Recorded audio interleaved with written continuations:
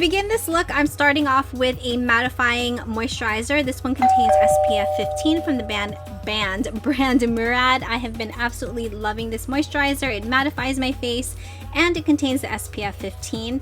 Primer, I decided to go with the Tarte Clean Slate Poreless to really help fill in my pores and help also keep me mattified throughout the day.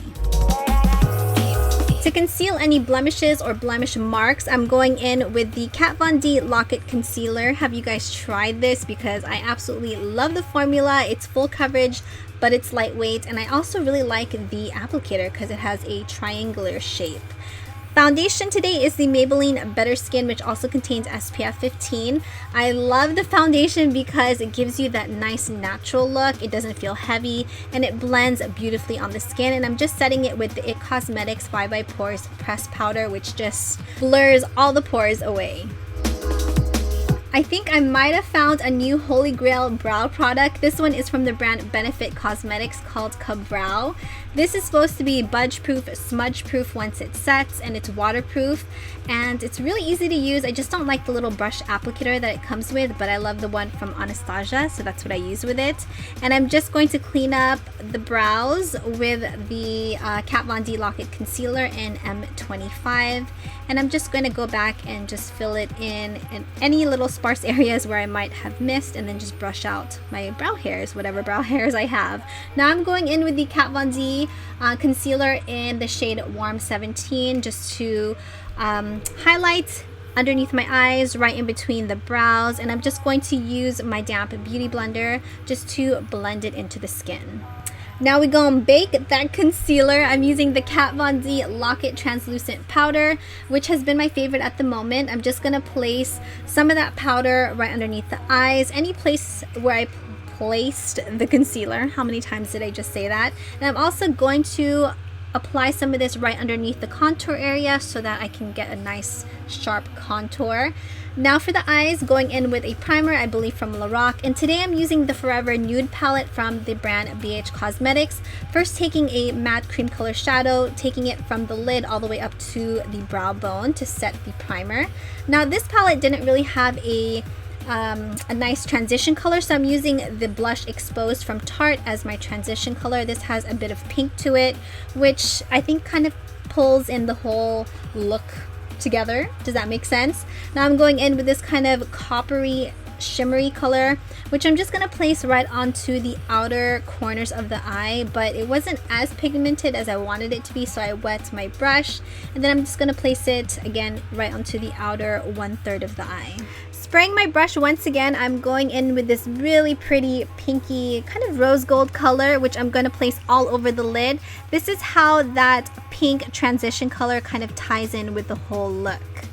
To really intensify this look, I'm going to pick up this really beautiful plum matte shadow, which I'm going to place right into the crease about halfway into the eye, and I'm going to make sure I use a clean blending brush to really help diffuse the color so that it's not so stark.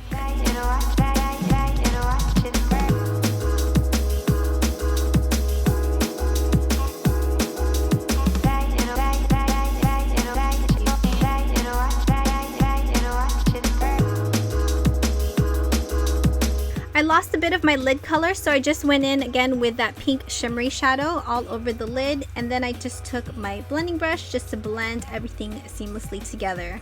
Now to really make the center of the lids pop, I'm using this beautiful highlighter eyeshadow from the brand Ofra Cosmetics times dupe that, and then just blending it once again. Here I'm just kicking off any of the powder that I placed earlier because I don't want to bake it too long into the skin. Using a flat brush, I'm picking up the coppery shadow from the palette. I'm just going to sweep this right underneath my bottom lash line to really help balance out the eyes. Here I'm just applying my wing liner with the Stila Stay All Day Waterproof Felt Tip Liner. I believe I'm using the Too Faced Better Than Sex mascara, which I applied to my top and bottom lashes. And then I went ahead and applied my contour. This one is from Too Faced Cosmetics, the Chocolate Soleil Medium Deep, which you guys can see I applied way too much of it. It was super intense.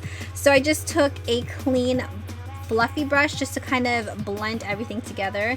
That's after I kind of went ahead and chiseled my face, chiseled my nose. You guys know the drill.